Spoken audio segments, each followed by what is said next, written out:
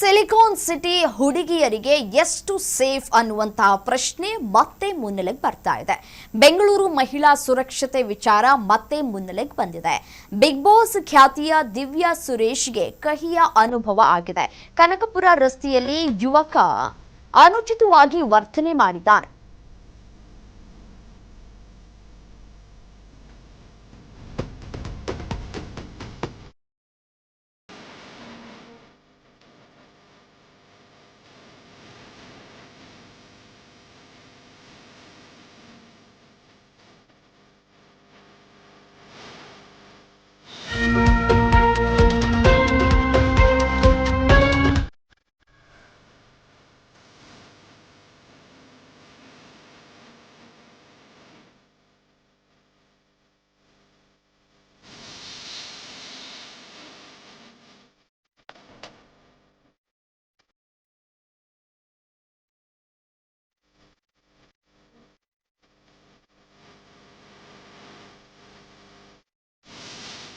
ಮಹಿಳೆಯರ ಸುರಕ್ಷತೆ ಬಗ್ಗೆ ಈಗ ಗಂಭೀರವಾದಂತಹ ಪ್ರಶ್ನೆಯನ್ನ ಎತ್ತಿದ್ದಾರೆ ನಟಿ.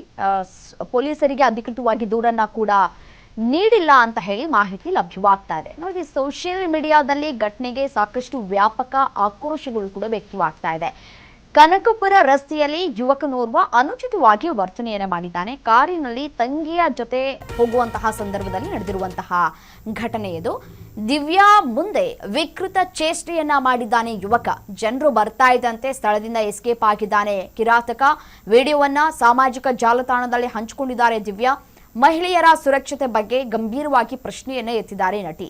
ಪೊಲೀಸರಿಗೆ ಅಧಿಕೃತವಾಗಿ ಇನ್ನೂ ಕೂಡ ದೂರು ಕೊಟ್ಟಿಲ್ಲ. ದೂರು ಕೊಟ್ರೆ ಒಳ್ಳೇದು. ಯಾಕಂತಂದ್ರೆ ಆತ ಯಾರು, ಆತನ ಹಿನ್ನೆಲೆ ಏನು, ಆತನನ್ನ ವಶಕ್ಕೆ ಪಡೆದುಕೊಂಡು ಸರಿಯಾಗಿ ರಿಮ್ಯಾಂಡ್ ಎತ್ತೋದಕ್ಕೆ ಅದು ಪ್ಲಸ್ ಪಾಯಿಂಟ್ ಆಗುತ್ತೆ. ಇಲ್ಲಾಂದ್ರೆ ಈ ಒಂದು ವಿಡಿಯೋ ಏನು ವೈರಲ್ ಆಗ್ತಾ ಇದೆ, ಅಧಿಕಾರಿಗಳು ಖುದ್ದು ತಾವೇ ಪ್ರಕರಣವನ್ನ ದಾಖಲು ಮಾಡಿಕೊಂಡು ತನಿಖೆಯನ್ನು ನಡೆಸಿದ್ರೆ, ತನಿಖೆಗೆ ಒಳಪಡಿಸಿದ್ರೆ ಒಳಿತು ಅಂತ ಕಾಣಿಸುತ್ತೆ. ಸೋಷಿಯಲ್ ಮೀಡಿಯಾದಲ್ಲಿ ಘಟನೆಗೆ ಸಾಕಷ್ಟು ತೀವ್ರ ಆಕ್ರೋಶಗಳು ವ್ಯಕ್ತವಾಗ್ತಾ ಇದೆ. ಯುವಕನ ವರ್ತನೆಗೆ ಸಾರ್ವಜನಿಕ ವಲಯದಲ್ಲಿ ಭಾರಿ ಚರ್ಚೆಗೂ ಕೂಡ ಕಾರಣವಾಗ್ತಾ ಇದೆ. ಯಾವುದೋ ಒಬ್ಬ ಅಡ್ನಾಡಿ ಈ ರೀತಿಯಾಗಿ ವರ್ತನೆ ಮಾಡೋದ್ರಿಂದ ಇಡೀ ಬೆಂಗಳೂರನ್ನೇ ಪ್ರಶ್ನೆ ಮಾಡುವಂತಹ ಅಥವಾ ಬೆಂಗಳೂರು ಸರಿಗಿಲ್ಲ ಅನ್ನುವಂತಹ ಮೆಸೇಜ್ ಪಾಸ್ ಮಾಡೋದಿದೆಯಲ್ಲ, ನಿಜಕ್ಕೂ ಖಂಡನೀಯ. ಯಾರೋ ಒಬ್ಬ ಮಾಡ್ದ ಬೆಂಗಳೂರು ಸರಿಗಿಲ್ಲ ಅಥವಾ ಬೆಂಗಳೂರು ಸೇಫ್ ಅಲ್ಲ ಅನ್ನೋದಿದೆಯಲ್ಲ, ಅದನ್ನ ಯಾರೂ ಕೂಡ ಎಕ್ಸೆಪ್ಟ್ ಮಾಡ್ಕೊಳ್ಳೋದಕ್ಕಾಗೋದಿಲ್ಲ. ಎಲ್ಲೋ ಒಬ್ಬ ಇರ್ತಾನೆ, ವಿಕೃತ ಕಾಮಿ ಅಂತ ನಾವೇನು ಕರಿತೀವಲ್ಲ, ಈ ಥರದವ್ರು ಇರ್ತಾರೆ. ಸೊ ತಂದೆ ತಾಯಿಯ ಆಶ್ರಯದಲ್ಲಿ ಬೆಳೆದಿರ್ತಾರೆ, ತಂಗಿ ಅಕ್ಕಂದಿರ ಜೊತೆ ಬೆಳೆದಿದ್ರೆ ಈ ರೀತಿಯಾಗಿ ಹೆಣ್ಮಕ್ಳ ಜೊತೆ ವರ್ತನೆ ಮಾಡಬೇಕು ಮಾಡಬಾರ್ದು ಅನ್ನುವಂತಹ ಮಿನಿಮಮ್ ಕಾಮನ್ ಸೆನ್ಸ್ ಆದರೂ ಇಟ್ಕೊಂಡಿರ್ತಾರೆ. ಬಟ್ ಆದರೆ ಈ ಥರದವ್ರಿಗೆ ಯಾವುದೂ ಇಲ್ಲ ಅಂತ ಕಾಣಿಸುತ್ತೆ. ಆತ ಯಾರು, ಆತ ಎಲ್ಲಿಯವನು, ಬೇಸಿಕಲಿ ಅವನು ಬೆಂಗಳೂರವನ ಅಥವಾ ಬೇರೆ ಭಾಗದಿಂದ ಬಂದಂತಹ ಯುವಕನ, ಇದೆಲ್ಲ ತನಿಖೆ ಆಗಬೇಕಾಗಿದೆ. ಇದೆಲ್ಲ ತನಿಖೆ ಆದ ನಂತರ ಬೆಂಗಳೂರನ್ನ ದೂಷಿಸಬೇಕಾ ಬೇಡವಾ ಅನ್ನುವಂತಹ ಪ್ರಶ್ನೆಯೂ ಕೂಡ ಬರುತ್ತೆ. ಬಟ್ ಆದರೆ ಈಗ ಬೆಂಗಳೂರು ಎಷ್ಟು ಸೇಫ್ ಅನ್ನುವಂತಹ ಪ್ರಶ್ನೆ ಮತ್ತೆ ಮುನ್ನೆಲೆಗೆ ಬರ್ತಾ ಇದೆ.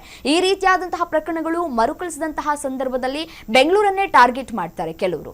ಸೊ ಅದಂಗಲ್ಲ, ಬೆಂಗಳೂರನ್ನ ಟಾರ್ಗೆಟ್ ಮಾಡಬಾರ್ದು. ಈ ರೀತಿಯಾಗಿ ನನಗೆ ಸಮಸ್ಯೆ ಆಯಿತು, ಈ ರೀತಿಯಾಗಿ ಯಾವುದೋ ಒಬ್ಬ ಯುವಕನೋರ್ವ ಅನುಚಿತವಾಗಿ ವರ್ತನೆ ಮಾಡ್ದ ಅಂತ ಹೇಳಿ ಸೋಷಿಯಲ್ ಮೀಡಿಯಾದಲ್ಲಿ ಸಾಕಷ್ಟು ಸುದ್ದಿಗಳನ್ನು ನೋಡಿದ್ದೀವಿ, ಸಾಕಷ್ಟು ಅಪ್ಲೋಡ್ ಮಾಡುವಂತಹ ಕೆಲಸಗಳಾಗುತ್ತೆ.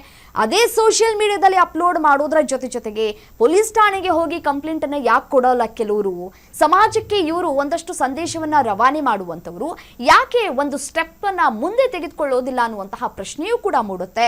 ಅದರ ಜೊತೆಗೆ ನೋಡಿ, ಅಫ್ಕೋರ್ಸ್ ಹೆಣ್ಮಕ್ಳು ಸೇಫ್ ಆಗಿರಬೇಕು, ಹೆಣ್ಮಕ್ಳು ಸೇಫ್ ಆಗಿ ಹೋಗಬೇಕು, ಹೆಣ್ಮಕ್ಳು ಸೇಫ್ ಆಗಿ ಮನೆ ತಲುಪಬೇಕು. 12 ಗಂಟೆ ರಾತ್ರಿಗೂ ಕೂಡ ಹೆಣ್ಮಕ್ಳು ಓಡಾಡುವಂತಹ ಸಂದರ್ಭದಲ್ಲಿ ನಾವು ಸೇಫ್ ಆಗಿದ್ದೀವಿ ಅನ್ನುವಂತಹ ಸೇಫ್ ಝೋನ್ ಅನ್ನ ಸೃಷ್ಟಿ ಮಾಡಬೇಕು. ಸೊ ಅದನ್ನ ಹೊರತುಪಡಿಸಿ ಯಾವುದೋ ಒಬ್ಬ ಕಾಮುಕ ಅನುಚಿತವಾಗಿ ಈ ರೀತಿಯಾಗಿ ವರ್ತನೆ ಮಾಡಿದ್ದರ ಹಿನ್ನೆಲೆಯಲ್ಲಿ ಈಗ ಸಾಕಷ್ಟು ಆಕ್ರೋಶಗಳು ಕೂಡ ವ್ಯಕ್ತವಾಗ್ತಾ ಇದೆ ಸೋಷಿಯಲ್ ಮೀಡಿಯಾದಲ್ಲಿ. ಬೇಸಿಕಲಿ ಅವರು ಎಲ್ಲಿಯವರು, ಏನು ಕತೆ, ಆತನ ಹಿನ್ನೆಲೆ ಏನು, ಆತ ಏನು ಮಾಡ್ಕೊಂಡಿದ್ದಾನೆ, ಎಲ್ಲ ತನಿಖೆ ಆಗಬೇಕಾಗಿದೆ. ತನಿಖೆಯಾದ ನಂತರ ಸತ್ಯಾಸತ್ಯತೆ ಹೊರಬೀಳಬೇಕಾಗಿದೆ.